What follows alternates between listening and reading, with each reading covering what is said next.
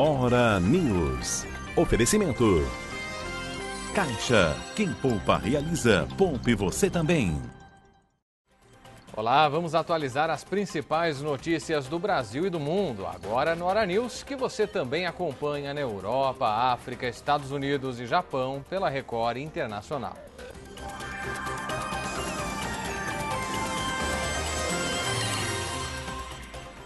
A Polícia Rodoviária reforçou a vigilância no sistema Anchieta Imigrantes na Baixada Santista, litoral de São Paulo.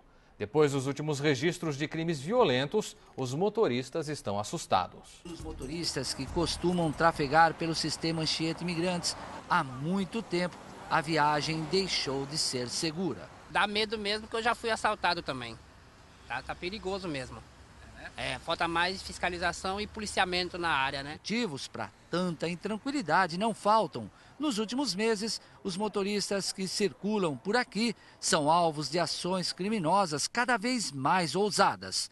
Teve ônibus de freitamento crivado de balas na Anchieta e até arrastão na rodovia Cônego Domênico Rangoni. Com a chegada das festas de fim de ano e da temporada de verão, o movimento de veículos nas estradas que dão acesso ao litoral paulista aumenta consideravelmente. E, infelizmente, os assaltos a motoristas que circulam por aqui crescem na mesma proporção.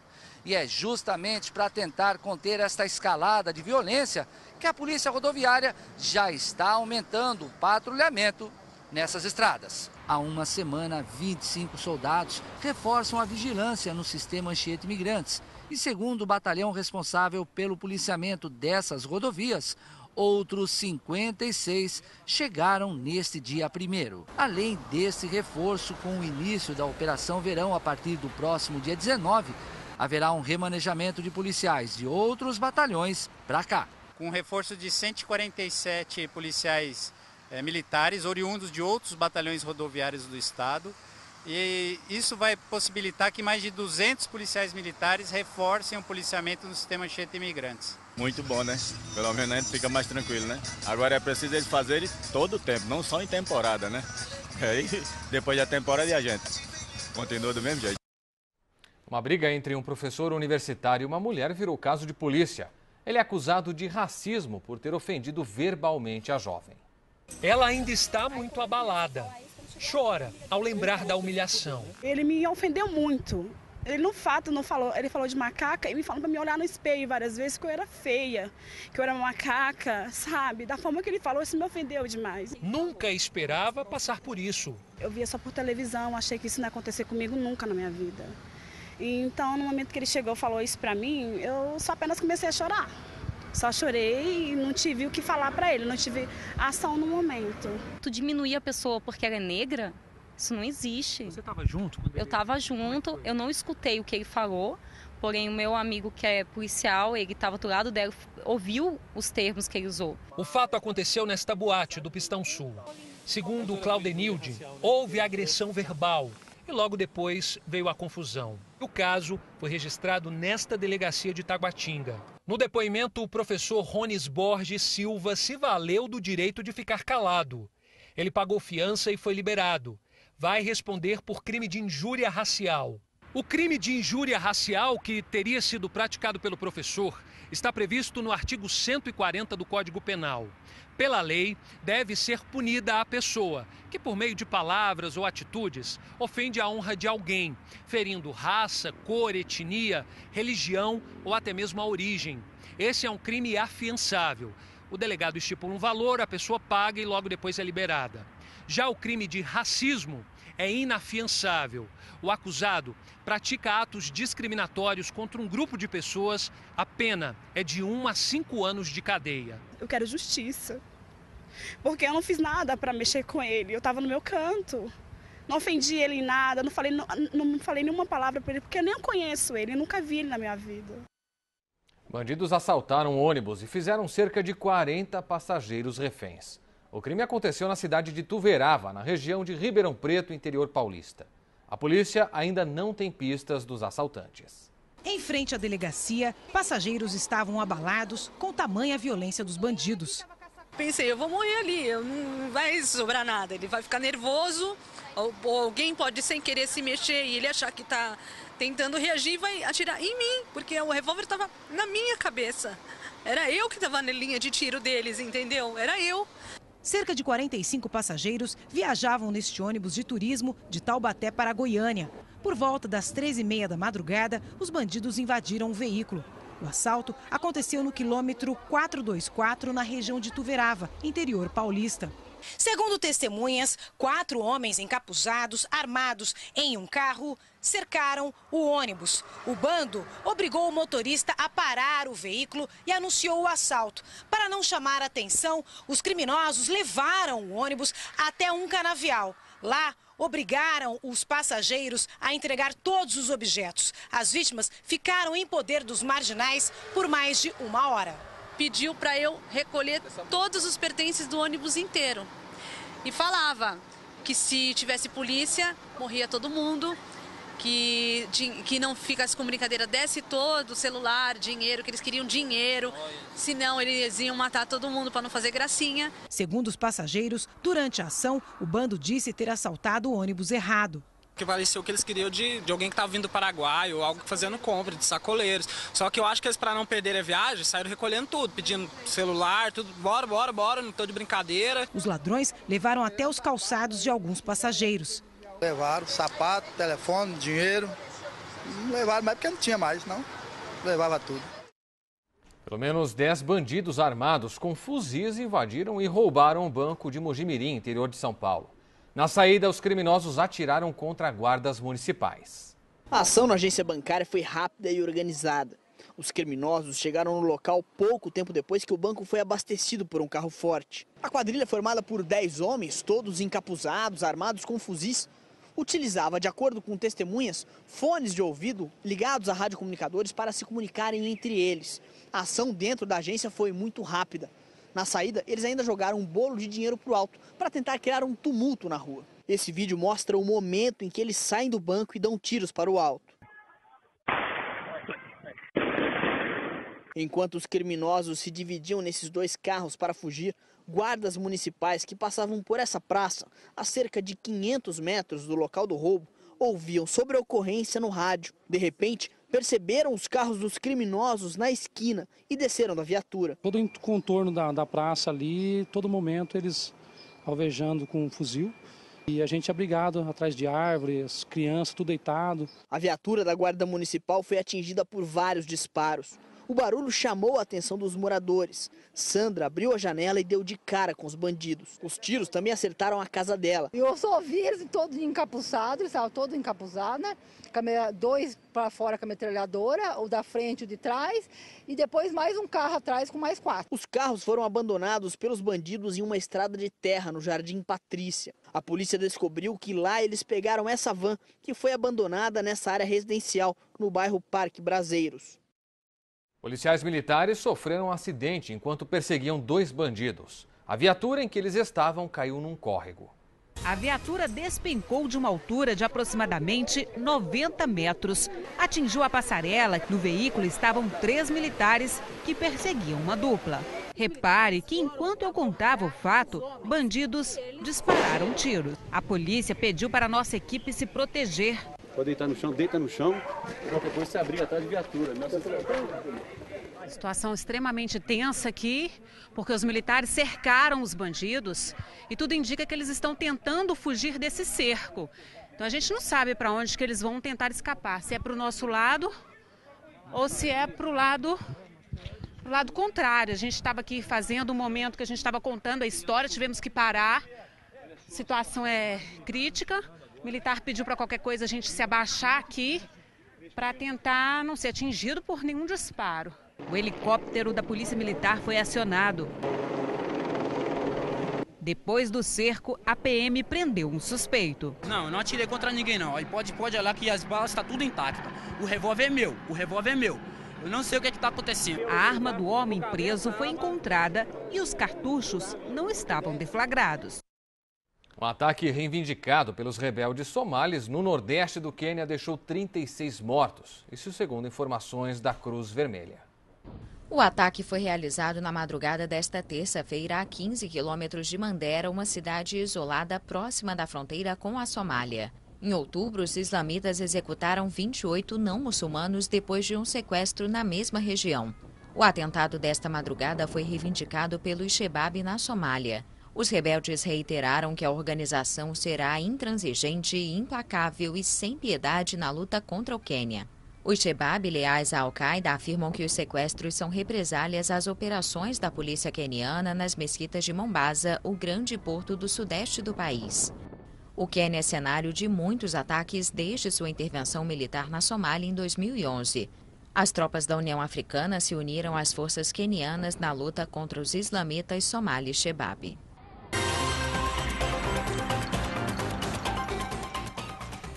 As notícias do Espírito Santo também são destaque em nosso telejornal para todo o Brasil e ainda para a Europa, África, Estados Unidos e Japão pela Record Internacional. Por isso nós vamos agora à nossa redação em Vitória. Boa noite para você, Adriana Marques. Oi, Clébio, boa noite. Uma família foi encontrada morta dentro de um carro na Baía de Vitória. O padrasto, mãe e filha, de apenas 14 anos, estavam desaparecidos desde domingo. O enterro foi marcado por muita comoção. Familiares e amigos lotaram o cemitério de Maruípe, na capital, no velório de Stephanie Renata, a mãe dela, Catiúcia Freitas, de 35 anos, e o padrasto, Davidson Santos, de 33. A comoção foi grande no adeus à família. O tio de Stephanie lamentou a perda e lembrou que a sobrinha estava prestes a completar 15 anos. Estava tudo se encaminhando para ela completar 15 anos, dia 13/12. E alguns dias antes, 12 dias antes, aconteceu essa tragédia. Então, para nós é um choque muito grande, é uma tristeza muito grande. Tinha um futuro todo pela frente, uma menina desde já trabalhadora, já trabalhava, parceira da mãe, gostava da mãe, andava sempre com a mãe, amava o pai também. E hoje nós estamos vivendo, infelizmente, essa tristeza para a família.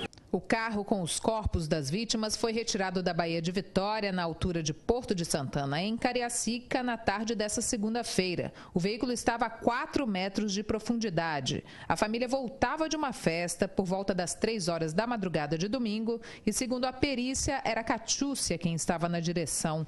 Ela não tinha carteira de habilitação.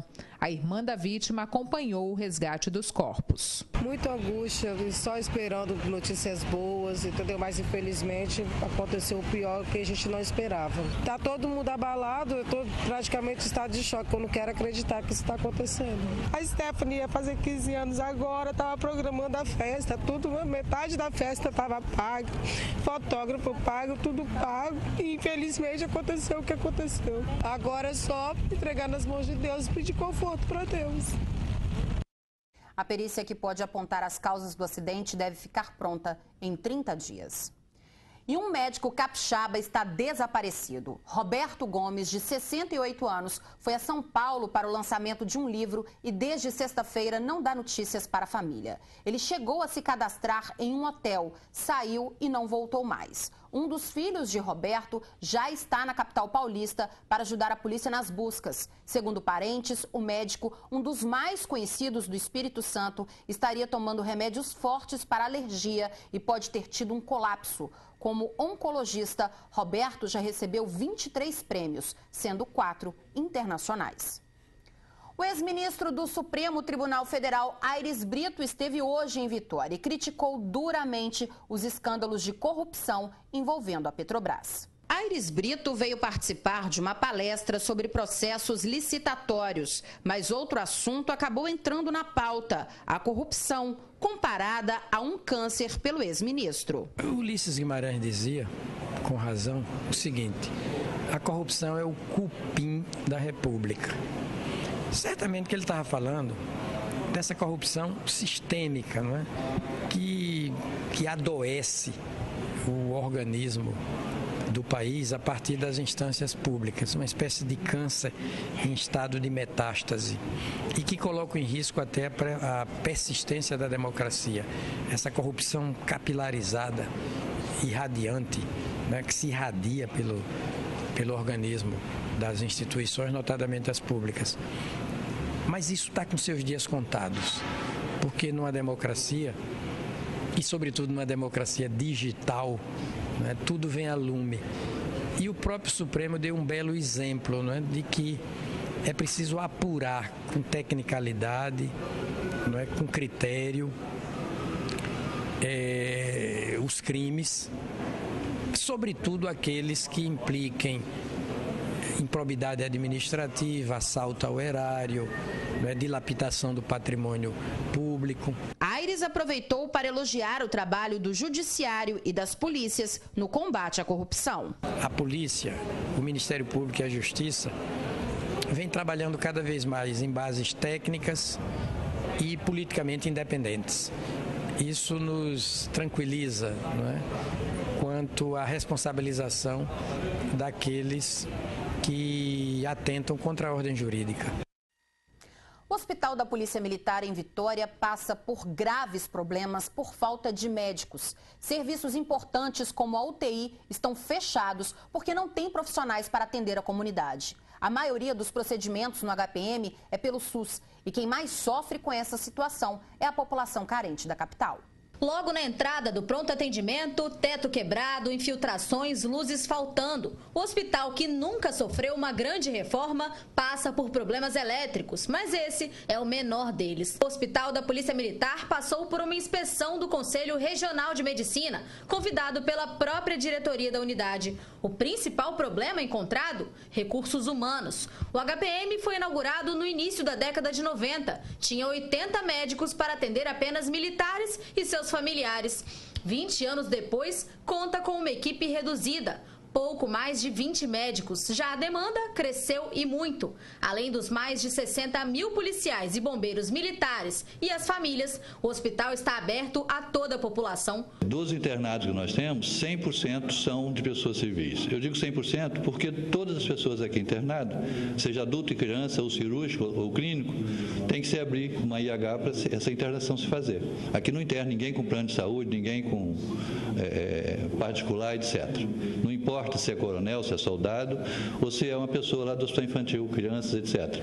Todos são pelo SUS. A menina, de apenas 6 anos, com catapora, precisa de um leito especial. A mãe tentou atendimento no Hospital Infantil de Vitória, mas só encontrou uma vaga adequada no Hospital da Polícia Militar. Não tinha, assim, um lugar exclusivo para ela, então, quando meu esposo estava lá, então ele, um médico lá, né, viu que o estado dela não daria para ela ficar. Precisa de isolamento, né? Isso. Aí eles conseguiram a vaga aqui e trouxeram para cá. Mas para todos os 30 leitos infantis, existe apenas um pediatra. Se nos primeiros anos de funcionamento, o HPM se orgulhava de oferecer todas as especialidades, hoje conta com apenas 14 médicos especialistas. Também falta espaço.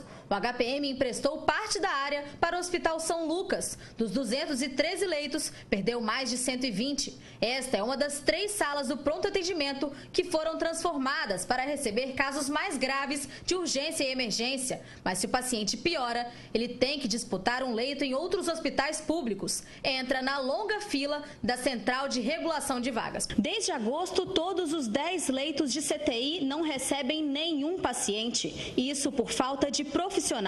No meio do ano, a Secretaria de Estado de Saúde prometeu convocar 8 médicos intensivistas e lotá-los aqui no HPM. A diretoria do hospital espera que isso aconteça ainda em dezembro.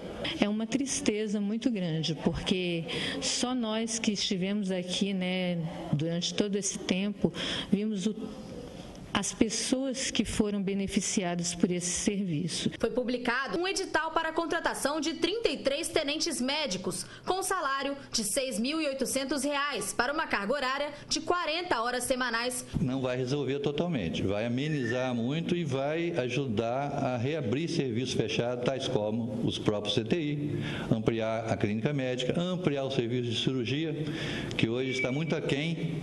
Há 10 anos nós fazíamos cerca de 200 a 250 procedimentos mês. Hoje estão fazendo em torno de 100.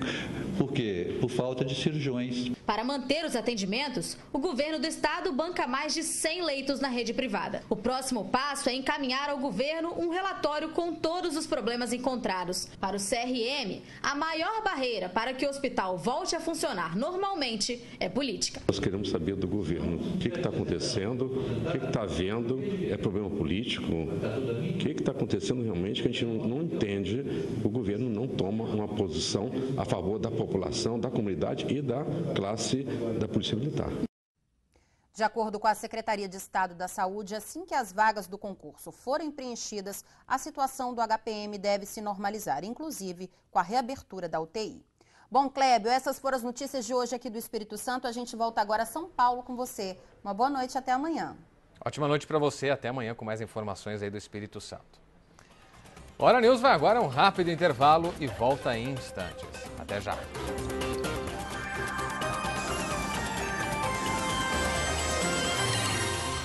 Nós voltamos com outras notícias do Espírito Santo e você vai ver ainda nesta edição do Hora News.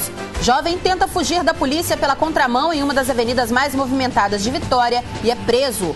Bandidos usam carro para arrombar loja em Cachoeiro de Itapemirim. E como ajudar o sonho de tantas crianças que sonham com um presente neste Natal?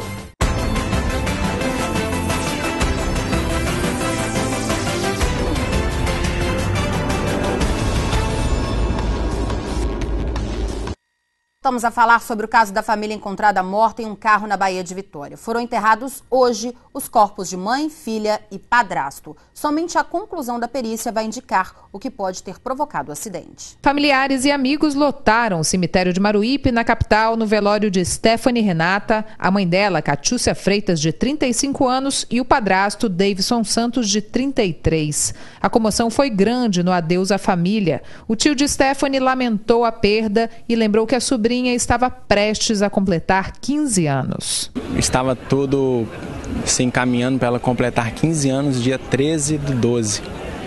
E alguns dias antes, 12 dias antes, aconteceu essa tragédia. Então, para nós é um choque muito grande, é uma tristeza muito grande.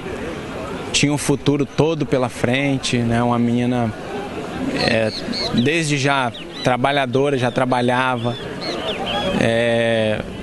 parceira da mãe, gostava da mãe, andava sempre com a mãe, amava o pai também. E hoje nós estamos vivendo, infelizmente, essa tristeza para a família. O carro com os corpos das vítimas foi retirado da Baía de Vitória, na altura de Porto de Santana, em Cariacica, na tarde dessa segunda-feira. O veículo estava a 4 metros de profundidade. A família voltava de uma festa por volta das 3 horas da madrugada de domingo e, segundo a perícia, era Catiúcia quem estava na direção. Ela não tinha carteira de habilitação. A irmã da vítima acompanhou o resgate dos corpos. Muita angústia, só esperando notícias boas, entendeu? Mas infelizmente aconteceu o pior que a gente não esperava. Tá todo mundo abalado, eu tô praticamente em estado de choque, eu não quero acreditar que isso está acontecendo. A Stephanie ia fazer 15 anos agora, estava programando a festa, metade da festa estava paga, fotógrafo pago, tudo pago. E infelizmente aconteceu o que aconteceu. Agora é só entregar nas mãos de Deus e pedir conforto para Deus. Um jovem tentou fugir da polícia pela contramão, bateu o carro e acabou preso. Foi ontem à noite aqui em Vitória. Pneus furados e a lataria do carro destruída. Esse foi o resultado de uma fuga que terminou mal para esse jovem, que se identificou como Bruno Rodrigues, de 19 anos. De acordo com os policiais, o motorista se assustou com a viatura na Ilha de Santa Maria, em Vitória, e tentou fugir. A fuga só acabou quando o suspeito entrou na contramão da Avenida Vitória, bateu no canteiro central e foi cercado pela polícia. Por sorte, ninguém se feriu. No carro, a polícia encontrou uma pequena quantidade de droga. Prefeituras aqui da região metropolitana vivem uma grave crise financeira por causa das perdas do Fundap. A situação é tão complicada que em Cariacica e Vila Velha, funcionários foram demitidos e secretarias importantes, como a de transporte, simplesmente vão deixar de existir. A reportagem é de Francine Leite e Rafael Neves. Em Cariacica, cidade da região metropolitana de Vitória, 82 funcionários da prefeitura foram demitidos. Cargos comissionados foram extintos. Secretarias inteiras deixaram de existir. Das 20 pastas que tinha o município, sobraram 14, medida não muito aprovada pela população. A gente precisa de mais serviço, mais pessoas trabalhando, mais emprego, então acho que não é uma boa opção para a gente, não. O que tem cara de demissão em massa, o prefeito chama de reforma administrativa, feita, segundo ele, para diminuir a burocracia.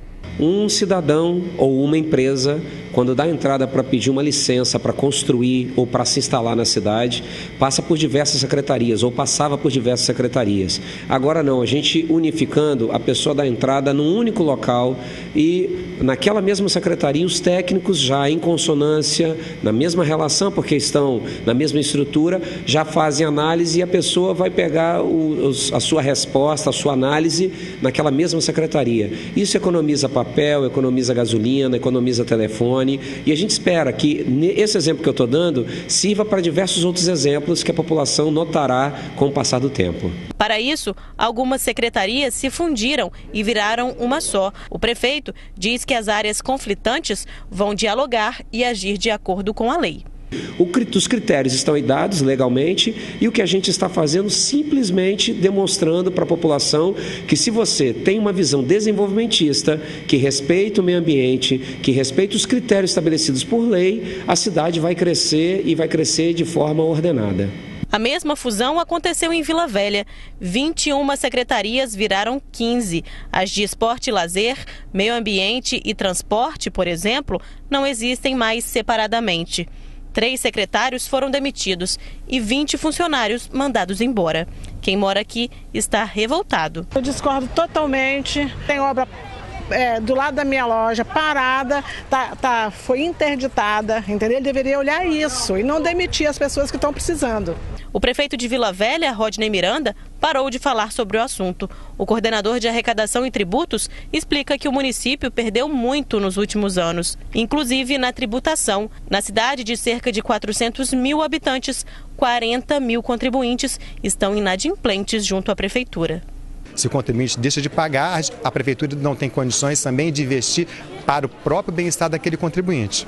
Por isso que é interessante que o contribuinte tenha consciência que o pagamento do imposto é extremamente importante para que haja eficácia na estrutura da cidade, nos serviços que são prestados à cidade, né?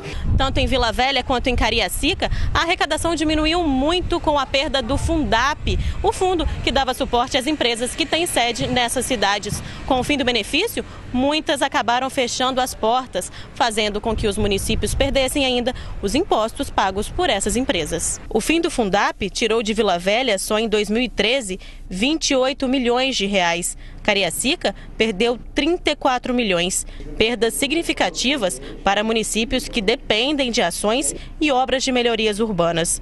Muita coisa para 2 das maiores cidades do Espírito Santo. Se você trabalha com planejamento e buscando resultados, você consegue administrar bem uma cidade. Com toda a crise econômica que a gente vive, mesmo Cariacica perdendo muito com os royalties, mesmo assumindo dívidas anteriores de outras administrações, a gente veio pagando, a gente dá a demonstração que a gente consegue diminuir a ocupação de cargos, consegue diminuir o custeio, que são os gastos do dia a dia, e consegue dar resultados para a cidade.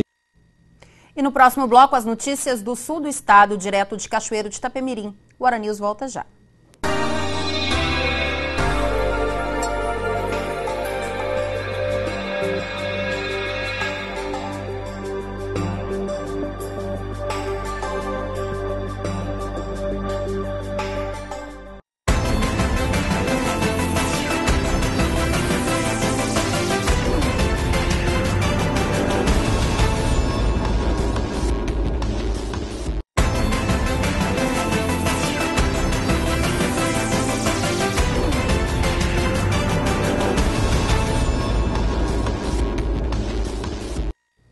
O principal rio que abastece Linhares pede socorro. O Rio Pequeno está assoreado, tomado por lixo e esgoto. Uma ameaça para o abastecimento da cidade. A reportagem é de Cláudio Alves e Marcelo Nascimento.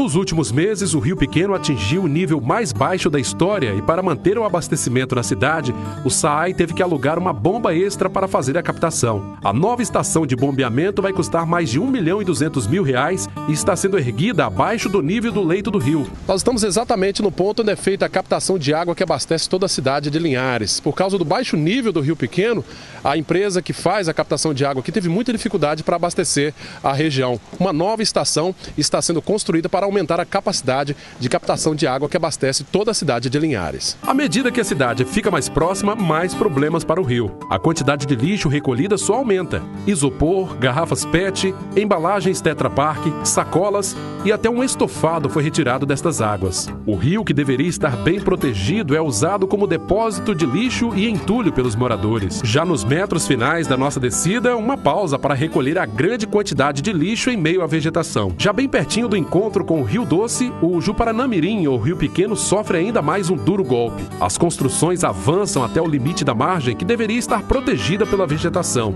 O lixo e o esgoto da maioria das casas são despejados no rio sem qualquer pudor. Mesmo em condições tão extremas, nós encontramos um exemplo de que a natureza consegue se regenerar. Impressionante a versatilidade da natureza, que no meio da poluição ela consegue se manter, se regenerar, né? Aqui um exemplo, uma plantinha que isopor que abandonaram no rio, surgiu essa plantinha e a gente vê aqui a raiz embaixo e a parte aérea por cima, né? E agora nós vamos ao vivo a Cachoeiro de Itapemirim com o Ramon Barros, que tem as notícias do sul do estado. Boa noite, Ramon. Boa noite, Adriana Marques. Bandidos usaram um carro para arrombar uma loja no bairro Aeroporto, aqui em Cachoeiro. Foi na madrugada de hoje. Em menos de 3 meses, este é o segundo arrombamento no mesmo estabelecimento. A porta de aço ficou destruída. Já da porta de vidro, sobraram apenas os cacos. Durante a madrugada, bandidos usaram um carro para arrombar essa loja que fica no bairro Aeroporto, em Cachoeiro. Foi por volta de 1h40 da madrugada, onde nós recebemos a ligação, né, do segurança que faz a segurança pra gente aqui. E é isso, nós chegamos aqui, encontramos a loja desse jeito, né? Dessa vez agora eles não tiveram pena não, entraram com carro mesmo. Depois de um breve levantamento, o prejuízo estimado é de mais de R$23 mil em mercadorias. Além disso, tem o prejuízo com as portas danificadas. A loja vende roupas masculinas e femininas, todas de marca. Os assaltantes levaram tudo que estava nessa prateleira, que agora ficou vazia. A loja que foi arrombada é nova, tem apenas 3 meses, mas nesse período ela já foi assaltada uma outra vez há 15 dias. Os bandidos tentaram arrombar essa porta, mas não conseguiram. Temos 3 meses aqui na loja, mas já temos bastante tempo no bairro, né? Sendo que na outra loja também já foi assaltado umas 3 vezes.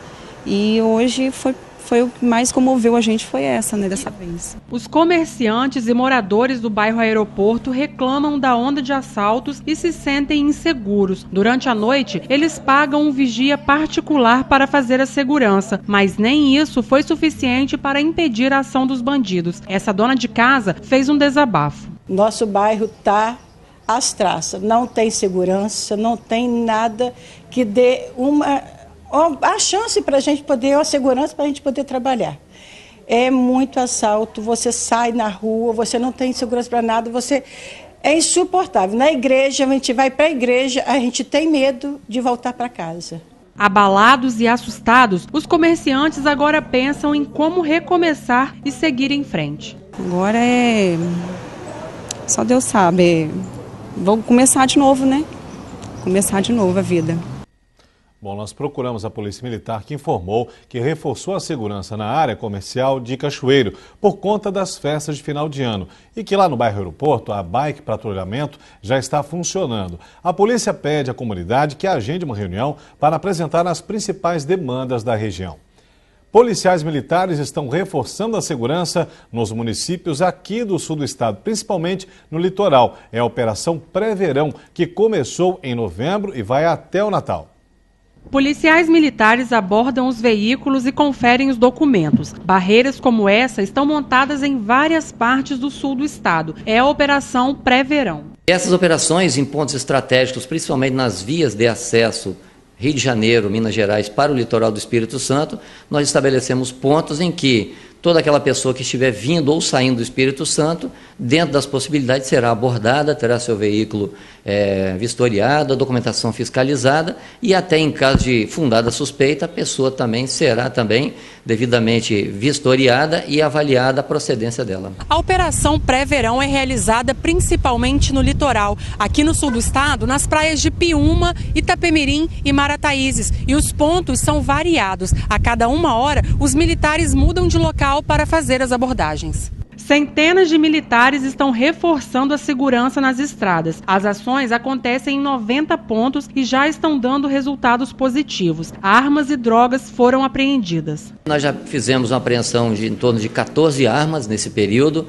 e aproximadamente 45 quilos de drogas ilícitas, nos veículos abordados e motos abordadas, e até pessoas que porventura estejam passando de bicicleta com aquela mochila suspeita também são abordados e de vez em quando nós conseguimos flagrar alguém também com drogas e armamento. A Operação Pré-Verão antecede a Operação Verão, que é realizada todos os anos pela Polícia Militar. Nesse período, as ações de combate ao crime são intensificadas. A Operação Pré-Verão ela se encerra no dia 25 de dezembro e inicia-se aí a Operação Verão propriamente até o final do Carnaval.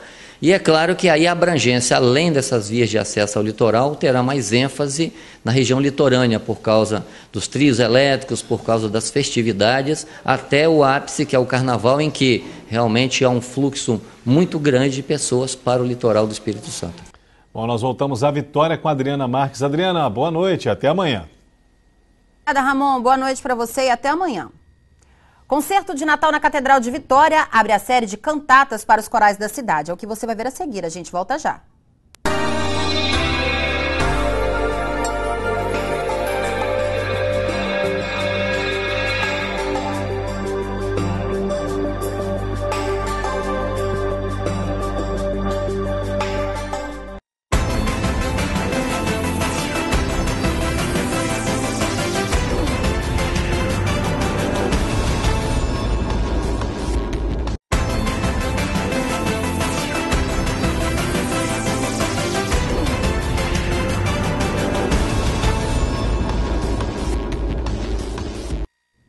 Quem foi ontem à noite à Catedral de Vitória se encantou. 3 corais se uniram para apresentar um concerto de Natal.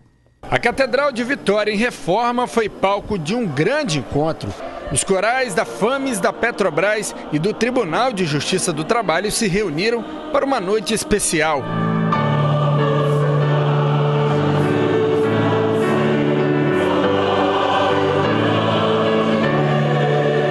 Foram 2 meses de ensaio. De acordo com o maestro, um trabalho duro, mas que deu certo. Para não ficarmos somente com o nosso coro, nós então convidamos outros 2 coros, o da Petrobras e o coro do Tribunal de Justiça. São 2 coros que se afinam muito bem com a gente e nós convidamos para eles participarem conosco. O público compareceu e aplaudiu. Os corais cantaram músicas consagradas. O ambiente e a acústica da catedral foram um show à parte.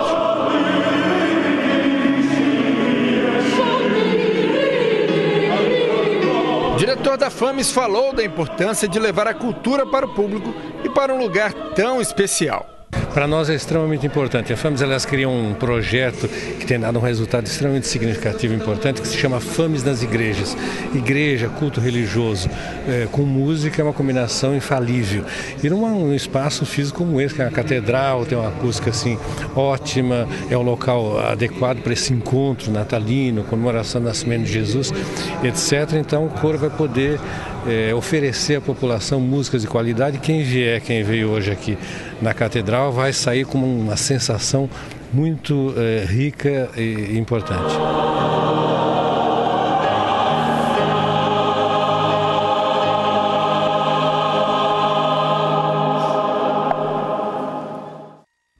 E a campanha Papai Noel dos Correios completa em 2014 25 anos. E durante todo esse tempo, milhares de crianças tiveram sonhos realizados. Para muitas delas, é o único presente de Natal. E você pode ajudar a fazer a felicidade de meninos e meninas, como mostra a repórter Fernanda Batista. Querido Papai Noel, eu sou a Nádia de Oliveira Passos, tenho 11 anos. Quando eu nasci, fiquei Essa é a cartinha da Nádia, de 11 anos. A menina de bairro humilde de Cariacica conquistou o coração da Thalita e finalmente vai ganhar o presente que tanto queria. É muito bonitinho. Achei que ela escreveu pensando mesmo que é pro Papai Noel. Muito fofa ela. Eu sempre tive, né? Então é importante ajudar quem não tem. Ganhar um presente no Natal, na época que todo mundo ganha alguma coisa.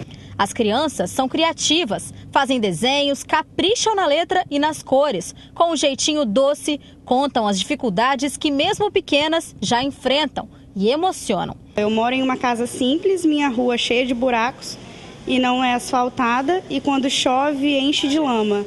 E isso é até um apelo para a política dar um jeito, né, de dar pelo menos uma infraestrutura melhor para essas crianças. E não para de chegar presente. Logo a árvore fica cheia, como nos filmes. Andressa adotou 4 cartinhas e veio trazer os presentes. Feliz quem ganha e mais ainda quem pode ajudar. As crianças são a gente, né, antes, então isso me tocou, porque minha mãe sempre manteve essa magia do Natal em mim. E eu acho que manter a ideia do Papai Noel para as crianças carentes ou para qualquer criança, acho que é mágico, é fantástico, e graças a Deus ele me capacitou para estar aqui hoje fazendo isso. Meu coração enche de felicidade. Eu não sei quem está mais feliz, as crianças ou se sou eu. Tem criança que pede bola, carrinho e aquelas que querem videogame, bicicleta, como o Daniel, por exemplo. Mesmo que o presente seja mais caro, quem pega uma cartinha como essa aqui está assumindo um compromisso. E sempre existe um jeitinho de realizar este sonho. Junte a família, os amigos, o importante é manter viva a magia do Natal.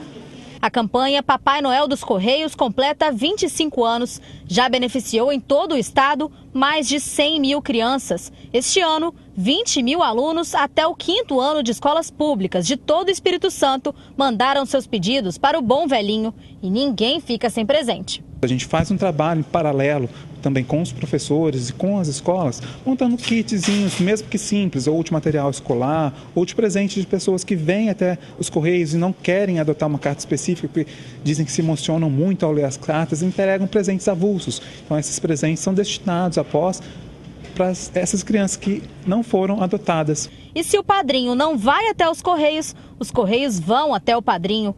Olha só a quantidade de presentes que a van veio recolher nesta empresa em Vitória. Há 3 anos, este grupo de varejo e financeira do estado promove campanhas para que os funcionários adotem cartinhas do Papai Noel dos Correios. São colocados varais nas lojas com as cartas das crianças. O prazo ainda nem acabou e olha só sobraram os pregadores. A gente vai lendo as histórias uma por uma. E o que me chamou a atenção nele é que ele falava que os olhos dele brilhavam com o Natal. Como eu sou apaixonada com o Natal, essa foi uma carta que me chamou a atenção e eu resolvi escolher para poder ser meu amigo presente de Natal esse ano. A meta é recolher mais de 260 presentes. Aqui, cartinha adotada é presente garantido. A gente promove a campanha, né? Mas assim, são os colaboradores mesmo que fazem a coisa acontecer, porque eles que se mobilizam mesmo para comprar os presentes, para se reunir em grupo, para comprar presentes um pouco mais caros. Isso gera uma integração e um clima bem bacana mesmo dentro da empresa. Presente garantido para as crianças, fazendo um Natal mais feliz para elas mesmo, que estão nessa esperança aí.